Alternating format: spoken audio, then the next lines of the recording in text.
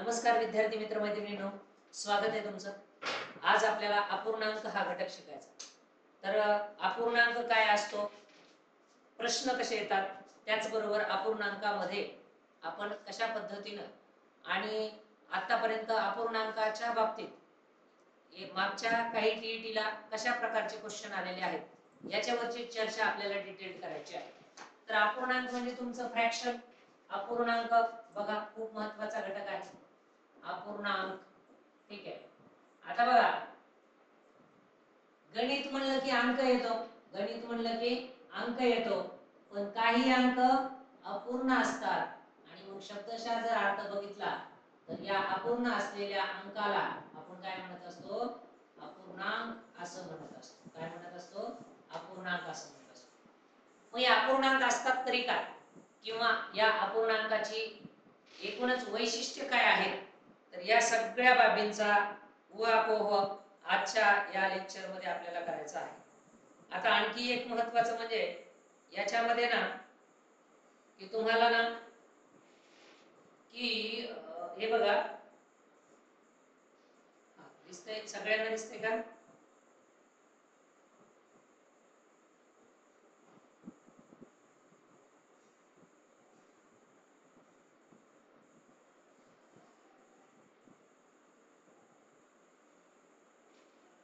चला, दिसतंय सगळ्यांना? लाईव्ह झालेला, येस, ओके. हा जो अपूर्णांक दिसतोय, आता याच्यामध्ये ना पूर्ण अंक अगोदर लिहू आणि नंतर आपण अपूर्णांक लिहू. आता अपूर्णांकाचे काय प्रकार असतात तेही मी तुम्हाला सांगेन.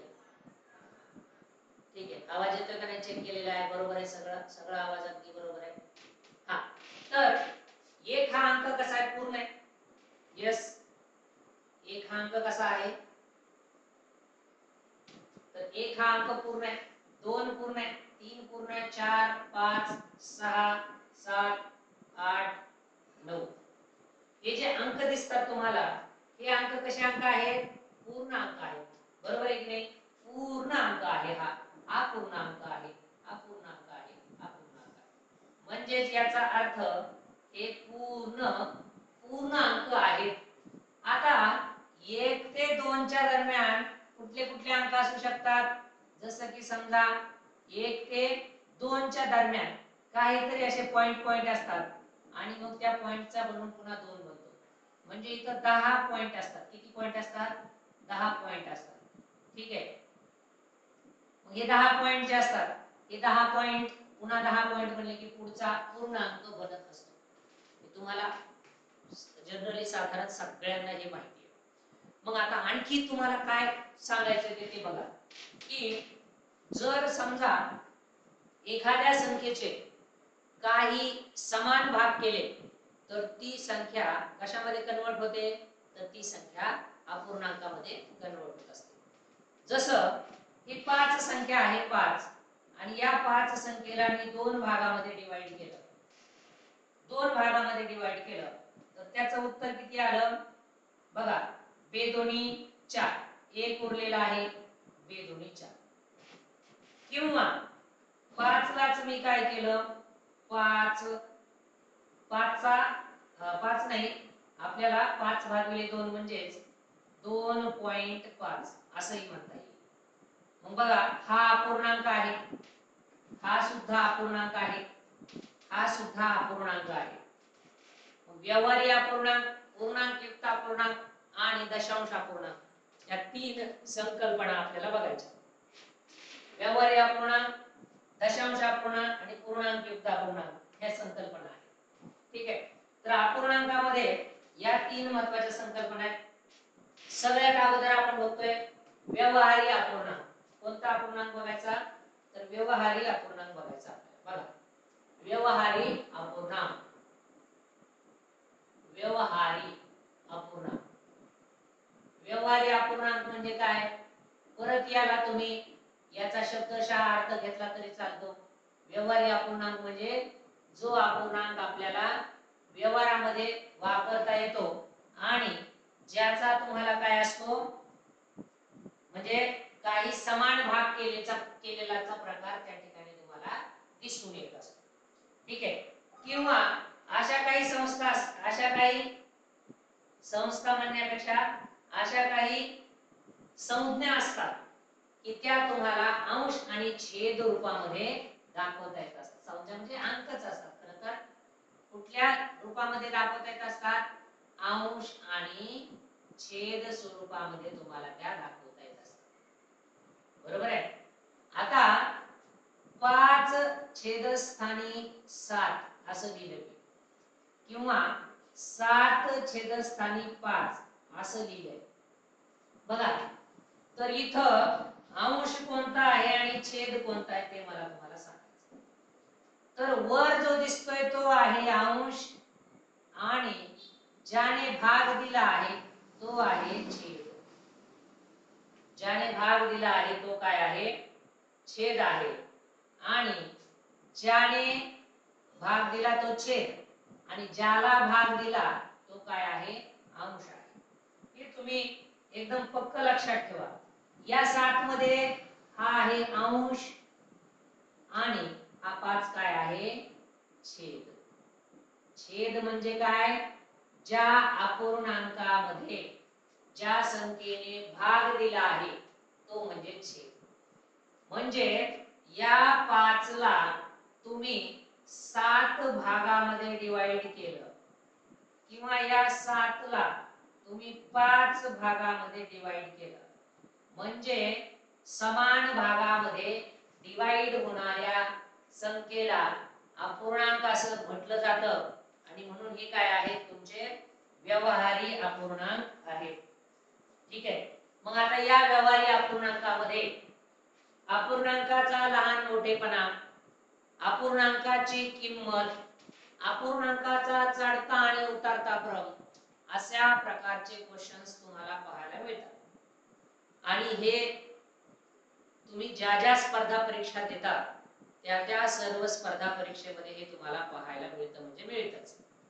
अपूर्णांक हा घटक तसं पाहायला गेलं तर अगदी सोपा आहे, परंतु तुम्हाला त्याचा सराव चांगल्या पद्धतीने करावा लागणार आहे. आता या अपूर्णांकामध्ये आणखी काय काय महत्त्वाचं आहे तर तेही तुम्हाला मी इथं सांगतो. ठीक आहे. तर अपूर्णांकामध्ये बघा तुमच्या काही कमेंट्स दिसतायत मला. तुमचे काही प्रश्न असतील तर ते तुम्ही मला विचारू शकता. काहीही प्रॉब्लेम नाही. ठीक आहे. मग आता इथं अंश आणि छेद याच्याविषयी मी तुम्हाला डिटेल सांगितलं. ठीक आहे. आता व्यवहारी अपूर्णांकात आता काय असते की जर म्हणजे काही अपूर्णांकाची काही वैशिष्ट्ये असतात बघा. ठीक आहे. आता छेद म्हणजे काय आणि अंश म्हणजे काय ते तुम्हाला एकदा मी सांगतो.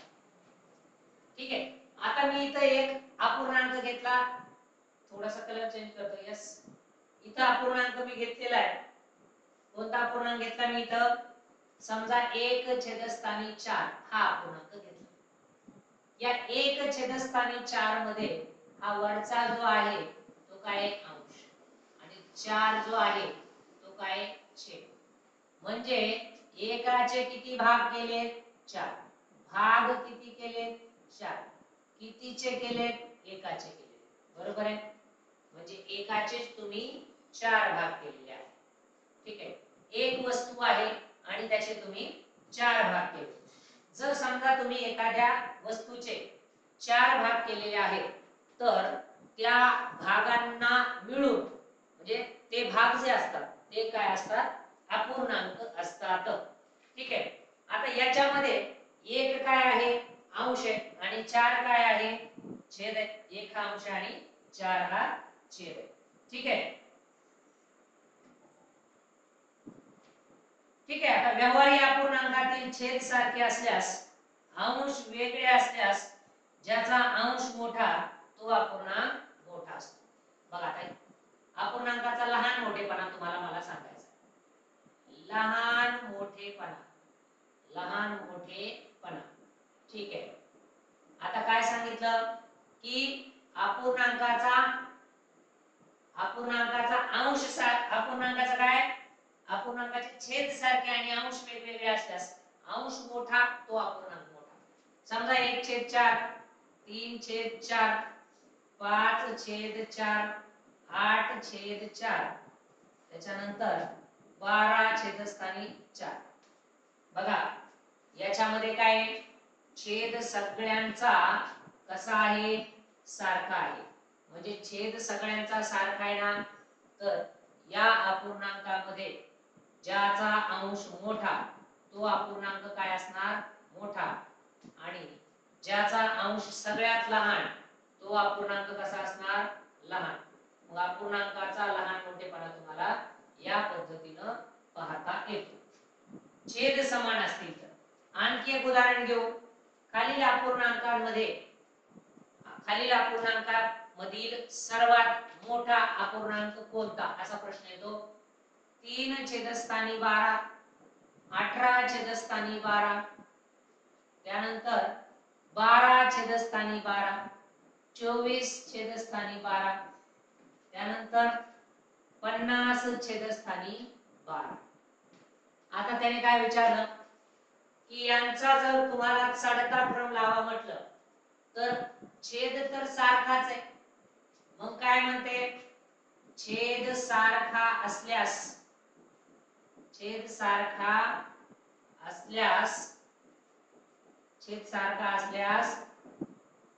काय, ज्याचा अंश मोठा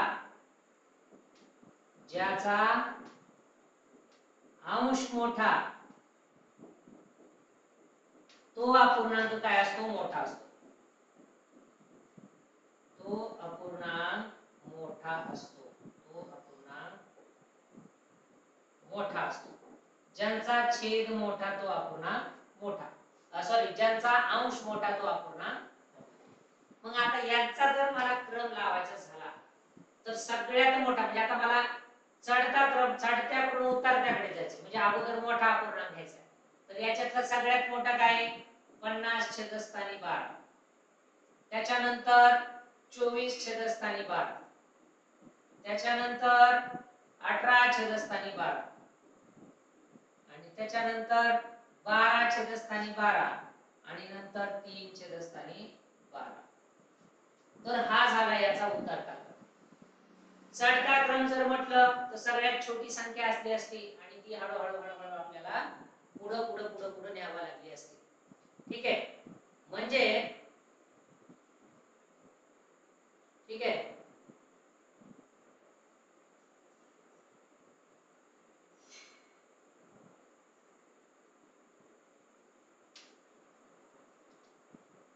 बघा, म्हणजे आता याला तुम्हाला चढत्या क्रमाने लावता आला असतं, म्हणजे लावावं लागतं, किंवा उतरत्या क्रमाने लावावं लागतं.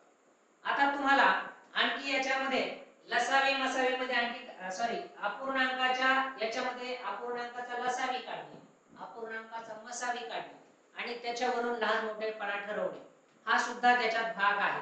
परंतु आपल्याला त्याच्यापेक्षा ज्या सोप्या पद्धती आहेत त्याच सोप्या पद्धती आपल्याला काय करायच्या आहेत, अवलंबवायच्या आहेत. ठीक आहे. मग आणखी काय आहे, जसं की समजा आता व्यवहारी अपूर्णांकाचा जर दुसरा एक काय आहे की व्यवहारी अपूर्णांकाच्या अंशास व छेदास समान शून्येतर संख्येने भागल्यास किंमत बदलत नाही.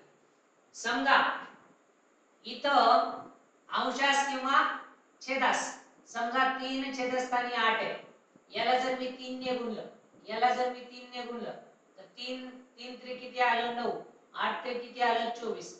यांची किंमत बदलली का, नाही बदलली. याचीच किंमत आहे 3 छेदस्थानी 8. जर आता तसं म्हणताय तर 9 छेदस्थानी 24 आहे, याला मी 3 ने भागलं आणि याला सुद्धा काय केलं, 3 ने भागलं, तर काय होतंय, याची किंमत येते 3, याची किंमत येते 8. म्हणजे अपूर्णांकाची किंमत बदलत नाही. ही अपूर्णांकाची वैशिष्ट्ये आहेत. ठीक आहे. त्याच्यानंतर काय आहे की व्यवहारी अपूर्णांकाच्या अंशास व छेदास अति संक्षिप्त रूप देताना त्याच्या अंशास व छेदास एकाच संख्येने भागावं लागतं. समजा एखाद्या संख्येला तुम्हाला अति संक्षिप्त रूप द्यायचं आहे, जसं 24 छेदस्थानी 9 आहे असं द्यायचंय, तर त्या दोन्ही संख्येला एकाच संख्येने भागायचं.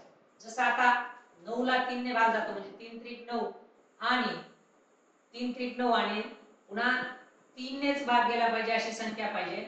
मग आता किती पाहिजे, या संख्येला 3 ने भागले म्हणजे 3 7 21, 3 8 24, म्हणजे काय येणार, 3 1 3, 3 त्रिक 9, 3 8 24. म्हणजे 3 नेच काय केलेलं आहे, या दोघी संख्याला भागला आहे.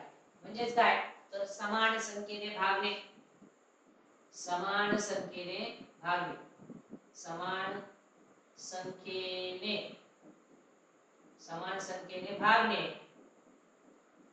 आणि गुणणे, आणि गुणने, गुणने. ठीक आहे, म्हणजे गुणने किंवा भागणे या ज्या दोन संकल्पना आहेत त्या समान संख्येने असणं गरजेच्या आहेत. ठीक आहे, आणि मग ह्या जर तुम्ही व्यवस्थितरित्या जर बघितल्या तर त्या तुम्हाला समजून येतात की काय आहे.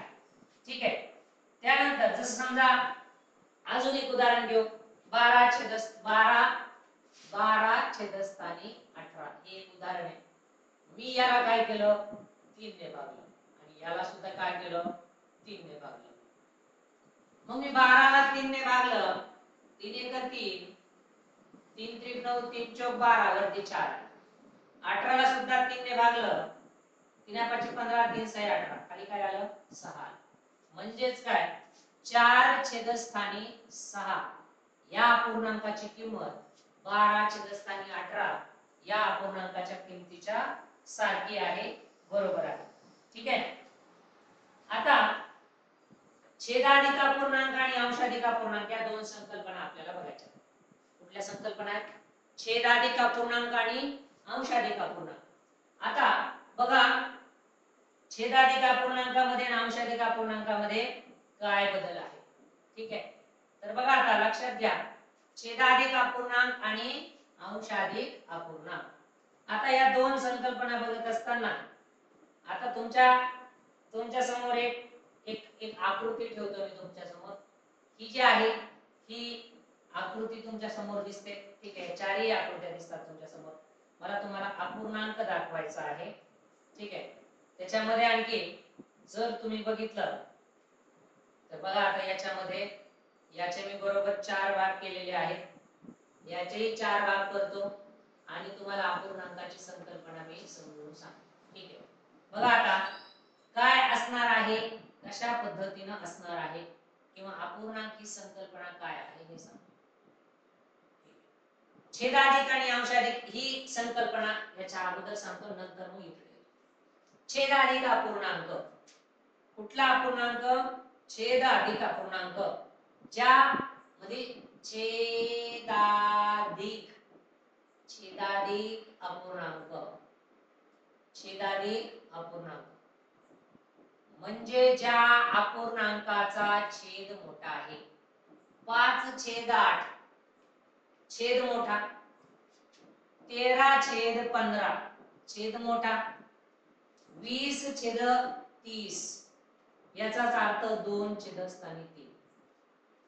या सर्व अपूर्णांकाचे छेद कसे दिसतात तुम्हाला, मोठे दिसतात. म्हणजे छेदाधिक अपूर्णांक, ठीक आहे, याला काय म्हणतात, छेदाधिक अपूर्णांक म्हणतात. याच्या उलट अंशाधिक अपूर्णांक, अंशाधिक अपूर्णांक ज्यांचा अंश मोठा आहे तो अपूर्णांक म्हणजे अंशाधिक अपूर्णांक. आता ज्याचा छेद मोठा तो छेदाधिक अपूर्णांक, ज्याचा अंश मोठा तो अंशाधिक अपूर्णांक. यालाच उलट करू, 8 छेदस्थानी 5 छेद लहान आहे, अंश मोठा आहे, अंशाधिक अपूर्णांक. 15 छेदस्थानी 13 छेद लहान आहे, अंश मोठा आहे, अंशाधिक अपूर्णांक. 30 छेदस्थानी 20 छेद लहान आहे अपूर्णांकातला अंशापेक्षा, अंश हा मोठा आहे, छेद हा छोटा आहे, अंश अधिक अपूर्णांक. आणि 3 छेदस्थानी 2 अंशाधिक अपूर्णांक. आता मग मला सांगा, छेदाधिक अपूर्णांकामध्ये अपूर्णांकाची किंमत 0 समथिंग इथून सुरुवात होते, म्हणजे 1 पेक्षा कमी असते. छेदाधिक अपूर्णांकाची किंमत किती असते, 1 पेक्षा कमी असते, 1 पेक्षा कमी असते. कायम लक्षात ठेवा, छेदाधिक अपूर्णांकाची किंमत 1 पेक्षा कमी असते. कोणाची, छेदाधिक अपूर्णांकाची. स्वाभाविक आहे, कारण जो अंक तुम्ही घेतलाय त्या अंकापेक्षा ज्या संख्येने भाग द्यायचा आहे ती संख्या तुमची काय आहे, मोठी आहे. आणि मग ज्या संख्येने भाग द्यायचा तीच संख्या जर मोठी असेल तर त्याची किंमत 1 पेक्षा कमी येत असते. आणि मग 1 पेक्षा जर कमी येत असतील, ठीक आहे, 1 पेक्षा जर कमी त्याची किंमत येत असेल तर याचा अर्थ ती शून्यापासून सुरू होऊन 1 पर्यंतच्या दरम्यानची किंमत असते. बघा आता याची किंमत तुम्हाला मी काढून दाखवतो. 5 छेदस्थानी 8. 5 हा 8 पेक्षा लहान आहे म्हणून घेतला, 0 दिला, पॉइंट दिला म्हणून 0 दिला. मग 8 चा पाडा 50 येईपर्यंत मोजायचा. 8 × 56 येतं आणि 8 सख 48 येतं. 6 48 म्हणजे 2 उरले, पुन्हा 2 वर 0 भाग जात नाही, 8 दोन्ही 16, पुन्हा 4 उरले, 8 45. याची किंमत किती आली? 0.625. म्हणजे या अपूर्णांकाची किंमत 1 पेक्षा काय आहे, कमी आहे. मग छेदाधिक अपूर्णांकाची किंमत 1 पेक्षा कमी असते, हे तुम्ही कायम लक्षात ठेवा. आता अंशाधिक अपूर्णांकाकडे येऊ. अंशाधिक अपूर्णांकाची किंमत 1 पेक्षा जास्त असते, किंबहुना जेवढा छेद लहान तेवढी त्याची किंमत काय होते, मोठी होत जाते. इथं जसं मी तुम्हाला सांगितलं होतं की समान छेद असतील तर ज्याचा अंश मोठा तो अपूर्णांक मोठा, पण जर छेद समान असतील तर ज्याचा अंश लहान तो अपूर्णांक काय असतो, मोठा असतो. कारण त्याचे तेवढे तुकडे आपण केलेले असतात किंवा त्याचे तेवढे तुकडे तुम्हाला करायचे असतात. ठीक आहे. आता छेदाधिक अपूर्णांकाच्या अंश व छेदामध्ये शून्येतर धनसंख्या मिळवल्यास तयार होणारा अपूर्णांक मूळच्या अंकापेक्षा मोठा असतो. बरं, साहजिकच आहे. धनसंख्या म्हणजे त्याच्यामध्ये जर एखादा अंक मिळवला तर जी मूळ संख्या आहे त्या मूळ संख्येपेक्षा तो अपूर्णांक काय होत असतो, मोठा होत असतो. ठीक आहे. त्यानंतर तुम्हाला बघायचंय जर अपूर्णांकाची उलटापालट केली तर, उलटापालट केली, समजा 5 छेदस्थानी 3 आहे आणि 3 छेदस्थानी 5 आहे, असं जर केलं तर या अपूर्णांकामध्ये कोणता अपूर्णांक लहान आणि कोणता अपूर्णांक मोठा हे तुम्हाला काढता आलं पाहिजे. ठीक आहे. मग आता इथं काय करतो आपण, इथं काय करतो, ज्या संख्येचा अंश त्या संख्येचा गुणाकार दुसऱ्या संख्येच्या छेदाबरोबर, ज्या संख्येचा अंश त्या संख्येचा गुणाकार दुसऱ्या संख्येच्या अंशाबरोबर. ठीक आहे. मग 5 25 आणि 3 त्रिक 9, म्हणजे यांचा रेशिओ कसा येतो, 25 9 असा यांचा रेशिओ येत असतो. हे अपूर्णांकाची काही वैशिष्ट्ये तुम्हाला सांगता येत असतात किंवा अपूर्णांकामध्ये स्पष्टपणे असं त्यांनी सांगितलेलं आहे. ठीक आहे. त्यानंतर आपल्याला आता बघायचंय, हे झालं तुमचं अपूर्णांकाच्या बाबतीत. मग आता अपूर्णांक कुठले कुठले, तर अपूर्णांकाची संकल्पना समजून घ्यायची राहिली होती आपली, तर ती संकल्पना एकदा तुम्हाला समजून सांगतो. अपूर्णांक काय, समजा आता लक्षात घ्या, आपल्याला काय केले, आता ही एक काढतो. चला ठीक आहे. ही काय आहे, हे तुम्हाला अर्धा भाग दिसतोय याचा, बरोबर आहे ना. याचा जर तुम्ही अर्धा भाग बघितला तो तिथं तुम्हाला दिसेल. याच्या आणखी आपल्याला 6 भाग करता येतील, तर तेही आपण करून घेऊ. ठीक आहे. यस. आता इथं तुम्हाला समान भाग, एका वर्तुळाचे समान भाग केलेले दिसतात. 1 भाग, 2 भाग, 3 भाग आणि 4 भाग. हा वर्तुळ एकच आहे. मी फक्त काय केलं, हा एकच भाग घेतला, म्हणजे कोणता, हा जो 1 नंबरचा भाग आहे तो एक भाग घेतला. म्हणजे मी किती टक्के घेतले यातले, फक्त 25% घेतले नाही किती, 75% मी घेतले नाही. म्हणजे 25% भाग घेतला म्हणजे एक भाग घेतला, 75% भाग घेतला नाही म्हणजे 3 भाग घेतला मी नाही. ठीक आहे. म्हणजे तुम्हाला अपूर्णांक लिहित असताना अशा पद्धतीने लिहावं लागतं. जर मी यातला अर्धा भाग घेतला, असा पूर्ण अर्धा भाग घेतला तर एकापैकी मी 2 भाग घेतले, ठीक आहे. इथं मी एकापैकी 3 भाग घेतले, इथं मला एकापैकी 4 भाग घ्यायचे, इकडचे सोडून दिलेले, यालाही तसंच करावं लागणार. एकापैकी मी काय घेतले, 4 भाग घेतलेले आहेत, ठीक आहे. त्याच्यानंतर एकापैकी 3 भाग कुठे घेतलेत का, हा हे एकापैकी 3 भाग घेतले, एकापैकी 2 भाग घेतले. आणि जर मी याला एकापैकी एकच भाग घेतला असं म्हटलं तर याच्यामध्ये डिवायडेशन येणारच नाही. आता एक आकृती आहे आणि या आकृतीला मला काय करायचंय, वेगवेगळ्या म्हणजे याच्यामध्ये मला काय करायचंय बघा, याला मला असे भाग द्यायचे किंवा याला मला असं कनेक्ट करून द्यायचंय, कम्प्लीटली याचे मला भाग पाडायचे. आता मला सांगा याचे किती भाग झाले, किती भाग झाले सांगा. असं सहजासहजी कळत नसेल तर असं मोजा टाका, 1 2 3 4 5 आणि 6, ठीक आहे. म्हणजे एकाचे किती भाग केलेत मी, 6 भाग केले, बरोबर आहे की नाही. एकाचे 6 भाग मी केलेले आहेत. आता जर तुम्ही पुढे बघितलं तर आणखी असे काही अपूर्णांकाचे भाग आपल्याला करायचे आहेत, ठीक आहे. मग बघा आता याच्यामध्ये जर तुम्ही बघितलं, ठीक आहे, तर हे एक त्रिकोण आहे आणि या त्रिकोणामध्ये तुम्ही या त्रिकोणाचे किती भाग केले सांगा. आता त्रिकोण म्हणजे कुठलीही संख्या असू द्या, कुठलाही अंक असू द्या, कुठलाही सिंबल असू द्या, याचे तुम्ही जेवढे भाग करतात तेवढे भाग मोजायचे, 1 2 3 आणि 4. म्हणजे एक आहे त्यापैकी तुम्ही काय केले, 4 भाग केलेले आहेत.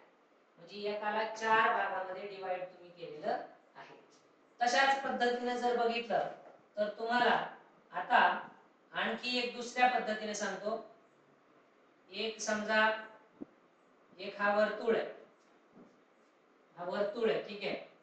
आणि या वर्तुळाला तुम्ही बरोबर किती भागामध्ये केले, ठीक आहे. तर एक 8 भागामध्ये आपल्याला करायचं या वर्तुळाला. मग आता याच्यामध्ये मी काय केलं, असे 4 भाग केले, याला मी असं दुसऱ्या याच्यात ओढलं आणि यालाही तसंच केलं.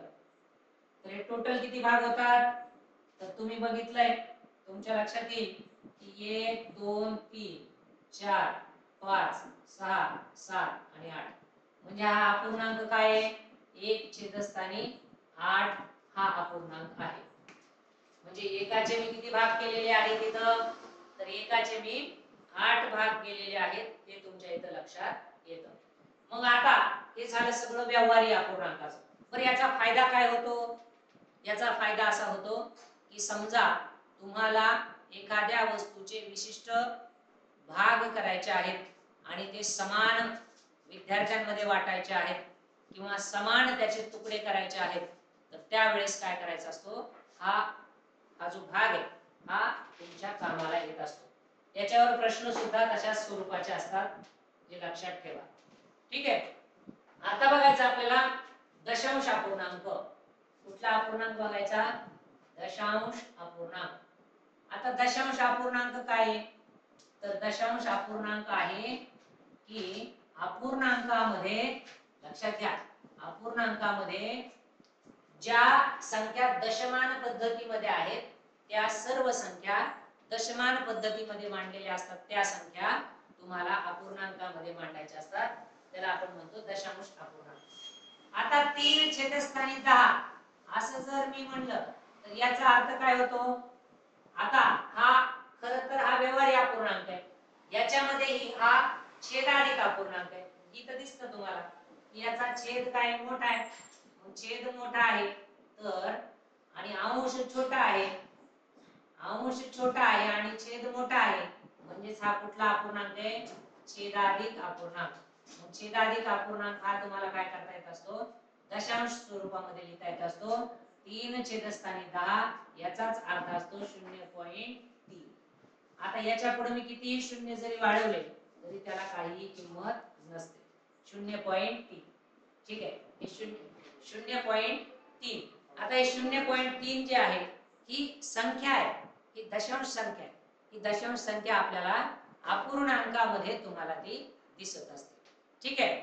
म्हणजे लक्षात घ्या, ठीक आहे, छेदाधिक अपूर्णांक आणि दशांश अपूर्णांक याच्यामध्ये हे जे उदाहरण दिसतंय तुम्हाला तर ते 3/10 अशा पद्धतीचं आहे. मी जर याला 3 छेदस्थानी 100 असं जर लिहिलं तर याचा अर्थ काय असतो 0.03. याला जर मी परत 3 छेदस्थानी 1000 लिहिलं, काय लिहिलं मी याला 3 छेदस्थानी 1000 असं जर लिहिलं, 3 छेदस्थानी 1000 असं लिहिलं तर याचाच अर्थ काय असतो 0.003. म्हणजे अंशामध्ये जेवढ्या अंकाची संख्या आहे किंवा जेवढ्या अंकाची म्हणजेच काय की अंशामध्ये जेवढी मोठी संख्या आहे तेवढे घर आपल्याला दशांश चिन्हाच्या पुढे देता येतात. म्हणजे इथं आता 100 आहे म्हणून, परंतु काही वेळा काय होतं की त्या संख्येमध्ये काय होत असतं, त्या संख्येमध्ये काय होत असतं की त्या गोष्टीमध्ये तुम्हाला ठीक आहे तर त्या याच्यामध्ये तुम्हाला काय होत असतं की 100च्या पटीतल्या संख्या तिथं काय करायच्या असतात, शोधायच्या असतात किंवा तशा पद्धतीने तुम्हाला पुढे जायचं असतं. ठीक आहे. आता दशांश अपूर्णांकाचे काही गुणधर्म मी तुम्हाला सांगणार आहे. तर दशांश अपूर्णांकाच्या गुणधर्मामध्ये समजा दशांश अपूर्णांकामध्ये उजवीकडे शेवटी किती शून्य मांडले तरी त्याची किंमत बदलत नाही. जसं 0.5 आहे तर याच्या पुढे मी कितीही शून्य मांडले असे तरी याची किंमत आहे तीच राहते, किंमत बदलत नाही. ठीक आहे.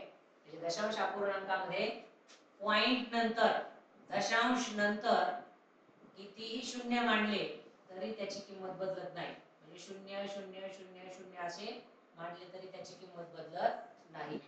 म्हणजे मी 0.5 म्हणलं तरी त्याचा अर्थ तोच आहे. 0.50 म्हटलं तरी त्याची किंमत समान आहे. 0.500 म्हटलं तरी किंमत समानच आहे. त्याच्यानंतर 0.5000 असे अनंत कितीही वेळा जरी लिहिले तरी त्याची किंमत तुमची बदलत नाही, हे इथं महत्त्वाचं आहे. ठीक आहे. त्यानंतर दशांश चिन्हाच्या डावीकडील संख्या हा अपूर्णांक असून उजवीकडील संख्या या अपूर्णांक असतात. ठीक आहे. बघा, डावीकडील संख्या हा पूर्णांक असतो आणि उजवीकडील संख्या या अपूर्णांक असतात. म्हणजे जर समजा मी म्हटलं 3.5 तर याचा अर्थ असतो हे 3 पूर्णांक आहेत. 3 काय पूर्ण आहेत आणि 0.5 नंतर काय अपूर्ण आहेत. म्हणजे पूर्ण संख्या आणि अपूर्ण संख्या, आता एक पूर्णांक युक्त अपूर्णांकामध्ये दिसतं बरं का, तुम्हाला सांगतो. आता 3.5 म्हणजेच काय 7 छेदस्थानी 2, बरोबर आहे की नाही. म्हणजे 7 छेदस्थानी 2 असं लिहिलं तर याची किंमत किती येते 2×6 उरला 1 भाग जात नाही पॉइंट दिला 0 दिला 2×5=10 याची किंमत किती आली 3.5. मग आता याची किंमत पण 3.5 येते, बरोबर आहे की नाही. किंवा अजून 7.2 आहे, म्हणजे 7.2 नाही 7 छेदस्थानी 2 आहे. आता 7 छेदस्थानी 2 असताना लक्षात घ्या 7 छेदस्थानी 2 याचाच अर्थ 2×6 3 उरलेला 1 जशास तसा ठेवला आणि छेदातली संख्या जशास तशी ठेवली. याच्यामध्ये हा 3 पूर्णांक आहे. काय अंक आहे पूर्णांक आहे. आणि हा जो पुढचा आहे तो काय अपूर्णांक आहे. मग आता अपूर्णांक, मग हा पूर्णांक हा अपूर्णांक आणि या दोघांनी मिळून पूर्णांक युक्त अपूर्णांक, पूर्णांक युक्त अपूर्णांक, पूर्णांक युक्त अपूर्णांक. म्हणजे लक्षात घ्या आपल्याला पूर्णांक युक्त अपूर्णांक ह्या बाबी बघायला मिळतात. मग पूर्णांक युक्त अपूर्णांकाची किंमत 1 पेक्षा जास्त असते. दशांश अपूर्णांकाची किंमत, दशांश अपूर्णांकाची म्हणजे जर समजा छेदाधिक अपूर्णांक असेल, छेदच मोठा असेल तर त्याची किंमत 1 पेक्षा कमी असते. हे मी तुम्हाला यापूर्वी सांगितले. आता एकाच अपूर्णांकाला सगळ्या प्रकारामध्ये कन्वर्ट करता येतं का, तर त्याचं उत्तर आहे हो, सगळ्या प्रकारामध्ये त्याला कन्वर्ट करता येतं. जसं इथं मी त्याला सांगितलं 7 छेदस्थानी 2, याचाच अर्थ असतो 7 हा काय आहे, अंश आहे. 7 हा अंश आहे, अंश. आणि 2 काय आहे, छेद आहे, छेद. मग 7 अंश आहे, 2 हा छेद आहे. मग मला सांगा, याला जर मी अशा स्वरूपामध्ये मांडलं 3.5, तर हा काय आहे, हा आहे बघा व्यवहारी अपूर्णांक. व्यवहारी अपूर्णांक आहे. कुठला अपूर्णांक आहे, व्यवहारी अपूर्णांक. हा व्यवहारी अपूर्णांक. त्यानंतर हा तुमचा होतो दशांश अपूर्णांक. दशांश अपूर्णांक हा झाला. आणि पुढचा जो सांगणार आहे मी तुम्हाला 3/1/2 हा आहे तुमचा पूर्णांक युक्त अपूर्णांक. कुठला आहे, पूर्णांक युक्त. म्हणजे त्यात पूर्ण अंक सुद्धा आहे आणि अपूर्ण अंक सुद्धा आहे. अपूर्णांक, ठीक आहे. म्हणजे पूर्णांक युक्त अपूर्णांक आणि अपूर्णांक या दोन्ही गोष्टी महत्वाच्या आहेत. क्लिअर झालं. म्हणजे या तिन्ही प्रकारामध्ये एकच अपूर्णांक तुम्हाला दाखवता येतो. आता याच्या व्यतिरिक्त आणखी एक आहे, याच्यामध्येच बघा, याच्यामध्ये आहे म्हणजे दशांश अपूर्णांकामध्येच एक अजून प्रकार आहे, आवर्ती दशांश अपूर्णांक. आवर्ती म्हणजे काय, की ज्या अपूर्णांकाचे आवर्तने होतात. आवर्तने होतात म्हणजेच काय, दशांश. आवर्ती दशांश अपूर्णांक, ठीक आहे. आवर्ती दशांश अपूर्णांक, ठीक आहे. म्हणजेच काय, दशांश अपूर्णांक. दशांश म्हणजे त्याचे आवर्तने होतात. आणि आवर्तने होतात म्हणजेच काय होतं, जसं की 1.3333 हे काय झाले, 3 सारखे 2 आवर्तने. याचे 2-2 गट पाडायचे असतात. कधी कधी 1 नंतर 1 2 3 1 2 3 1 2 3 किंवा 1 नंतर 1 2 3 4 1 2 3 4 असे गटाने आवर्तने होतात. जरी गटाने आवर्तने झाली किंवा एकच अंक परत परत आवर्तित झाला तरी सुद्धा त्या संख्येला काय म्हणत असतात, दशांश अपूर्णांकातला आवर्ती दशांश अपूर्णांकच म्हणत असतात. हे तुम्ही इथे लक्षात घेणं अपेक्षित आहे, ठीक आहे. त्यानंतर आता यांची तुम्हाला बेरीज वजाबाकी गुणाकार भागाकार करायला लावतो, ठीक आहे. मग आता जर दशांश अपूर्णांकाची बेरीज करायला लावली, दशांश अपूर्णांक, आता हे अपूर्णांकामध्ये हेच आहे, बाकी दुसरं काहीच नाहीये. दशांश अपूर्णांकामध्ये काय काय आहे, तर बेरीज वजाबाकी गुणाकार भागाकार. दशांश अपूर्णांकामध्ये बेरीज वजाबाकी गुणाकार भागाकार. दशांश अपूर्णांकाची बेरीज, दशांश अपूर्णांकाचा, दशांश अपूर्णांकाची वजाबाकी, दशांश अपूर्णांकाचा गुणाकार, दशांश अपूर्णांकाचा भागाकार किंवा दशांश अपूर्णांकाचाच नाही तर सगळ्याच अपूर्णांकाचा. पूर्णांक युक्त अपूर्णांकाची बेरीज वजाबाकी गुणाकार भागाकार, बरोबर. व्यवहारी अपूर्णांकाची बेरीज वजाबाकी गुणाकार भागाकार. एकूणच संपूर्ण अपूर्णांकाची बेरीज वजाबाकी गुणाकार भागाकार.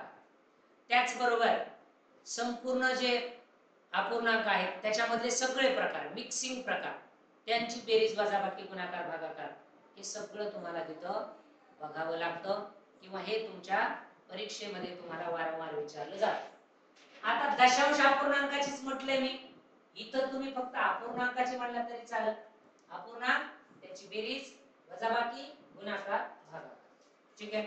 मग आता याचं जर बघितलं तुम्ही तर याच्यामध्ये तुम्हाला आणखी 2-3 उदाहरणं देतो, जसं की तुम्हाला यांची बेरीज वजाबाकी करता येईल. मी म्हटलं 2/1/2 अधिक 3/1/2 अधिक 4/1/2 अधिक 5/1/2 याची बेरीज करायची. मग आता फक्त बेरीजच असते असं नाही, मग तुम्ही काय करू शकता, एक तर याची किंमत काढू शकता. याची किंमत काढत असताना तुम्हाला काय करावं लागतं बघा, जो छेद आहे या छेदाचा गुणाकार पूर्ण अंकाबरोबर आणि प्लस अंश. बेदोनी 4, 4 आणि 1 5. बघा, बेदोनी 4, 4 आणि 1 5. 5 छेदस्थानी जो अंक आहे इथं गुणाकार करा. 3 दोन्ही 6, 3 दोन्ही 6, 6 आणि 1 7, 7 छेदस्थानी 2. त्याच्यानंतर इथं परत गुणाकार करा. 4 दोन्ही 8 आणि 1 9, 9 छेदस्थानी 2. पुन्हा गुणाकार करा. 5 दोन्ही 10 आणि 1 11, 11 छेदस्थानी 2. सगळीकडे काय बेरजेचं चिन्ह आहे, सगळीकडे बेरजेचं चिन्ह आहे. आणि अंश सारखा आहे, अंश सारखा आहे म्हणून तुम्हाला काय करायचं, वरच्यांची फक्त बेरीज लिहायची. 5 अधिक 7 अधिक 9 अधिक 11 भागिले या सगळ्यांमध्ये एकच कॉमन आहे म्हणून एक कॉमन घेतलं. आता 5 आणि 7 12, 12 आणि 11 23, किंवा असं करा 10, 11 आणि 9 20, 20 आणि 7 27, 27 आणि 5 32, 32 भागिले 2 बरोबर किती आलं 16. बर, आता हे आलं 16. दुसऱ्या पद्धतीने कसं करता येईल, पूर्णांक बघा कोणकोणते आहेत. पूर्णांक जे आहेत ते तुम्ही इथं बघू शकता. माझ्याकडे पूर्णांक आहे 2, 2 आणि 3 5, 5 आणि 4 9, 9 आणि 5 13, 9 आणि 5 किती आले 13. पूर्ण अंकाची किंमत किती आली 13. अर्ध ना अर्ध 1 14 आणि पुन्हा 1 15. ठीक आहे, अर्ध आणि अर्ध 1 16 आली का रे. बघा इथं थोडंसं काय झाले का 10, 10 7 17, 17 आणि 5 22 आहे. 17 आणि 5 किती नाही 9 आणि 1 10 20, 9 11 आणि 9 20, 20 आणि 7 27, 32 झाले. 32 छेदस्थानी 2 16, 16 येते का बघा. मग इथं काय घेतलेले आपण 2 आणि 3 5, 5 आणि 5 10 च्या 14, 14 बेरीज झाली. ठीक आहे, बरोबर आहे. 3 आणि 2 5, 5 आणि 5 10, 10 च्या 14, 14 बरोबर आहे. आणि या दोघांचा मिळून 1 झाला आणि या दोघांचा मिळून 1 झाला. हे दोघं मिळून हे अर्धा आणि हा अर्धा, हे झाले 2 झाले. मग 14 आणि 2 किती होतात 16. अशी बेरीज तुम्हाला तोंडी सुद्धा करता येते, नाही असं नाही. ठीक आहे, आता अपूर्णांकामध्ये आपल्याला खूप डिटेल्ड जायचं आहे. अपूर्णांकामध्ये खूप काही शिकण्यासारखं आहे. अपूर्णांक हा भाग जर तुम्ही व्यवस्थित शिकलात तर तुम्हाला इतर चॅप्टर मध्ये देखील याचा उपयोग होतो. म्हणून अपूर्णांक हा खूप महत्त्वाचा आहे. अपूर्णांकाच्या बेरजेपासून वजाबाकीपासून महत्त्वाची सगळी कॅल्क्युलेशन्स, त्याचबरोबर अपूर्णांकाचे प्रकार, अपूर्णांकामध्ये तुम्हाला म्हणजे अपूर्णांकातल्या ज्या ज्या गोष्टी आहेत त्या सर्व गोष्टी तुम्हाला काय करायच्या असतात याच्यातून शिकायच्या असतात. ठीक आहे, मग आता आजच्या या लेक्चर मध्ये आपण अपूर्णांकाविषयी म्हणजे आपण काय केलेली आहे माहिती मिळवलेली आहे. येणाऱ्या या सिरीज मध्ये अपूर्णांकाचे एक साधारणपणे आपण 5 ते 6 भाग घेऊया. आजचा पहिला भाग आपण अपूर्णांकाचा कंप्लीट केलेला आहे. जर आता तुम्ही उद्या सायंकाळी 8:30 वाजता येणार असाल, ठीक आहे 8:30 वाजता, ठीक आहे आता किती वाजत आले 9:30 वाजलेत. आपण 8:30 वाजताच लेक्चर चालू केलं होतं. सायंकाळी 8:30 वाजता येणार असाल तर भाग 1 जो आहे तो भाग 1 पाहूनच पुढे यायचं. भाग 1 पाहून उद्या भाग 2 पाहण्यासाठी यायचं. आणि सकाळी 7 वाजता सगळ्यांनी हजर राहायचं. सकाळी 7 वाजता 7 वाजता सगळ्यांनी हजर राहायचं. म्हणजे रात्री 8:30 ला आणि सकाळी 7 वाजता असे रोज डेली बेसिस वरती आपले 2 लेक्चर होतात. म्हणजे आपल्याला 60 दिवसामध्ये संपूर्ण अभ्यासक्रम काय करायचा आहे शिकवायचा आहे किंवा संपूर्ण अभ्यासक्रम आपल्याला कंप्लीट करायचा आहे. तसा प्रयत्न तरी आपण करणार आहोत, बरोबर आहे. म्हणजे तुमचा स्कोअर अगदी चांगल्या पद्धतीने आला पाहिजे अशी आमची या ठिकाणी इच्छा आहे. ठीक आहे, तर ऍडमिशन चालू आहे. तुम्हाला ज्यांना ज्यांना ऍडमिशन घ्यायचे त्यांनी पटापट आपल्या विद्यानिकेतन अकॅडमी वरतीच्या ऍप वरती, विद्यानिकेतन अकॅडमीचं जे ऍप आहे, ठीक आहे विद्यानिकेतन ऍप याच्यावरती काय करू शकता तुम्ही ऍडमिशन घेऊ शकता. काही जर अडचण आली तर 9881 222 398 हा एक नंबर आहे किंवा हा माझा वैयक्तिक नंबर आहे 7020 77 19 19. या दोन्ही नंबर वरती तुम्ही काय करू शकता कॉल करून विचारू शकता, मेसेज टाकू शकता किंवा ज्या ज्या काही अडचणी असतील त्या अडचणी तुमच्या इथं सॉल्व्ह होतील. तर आजच्या लेक्चर मध्ये आपण इथंच थांबतोय. खूप खूप धन्यवाद. थँक्यू. जय हिंद, जय भारत.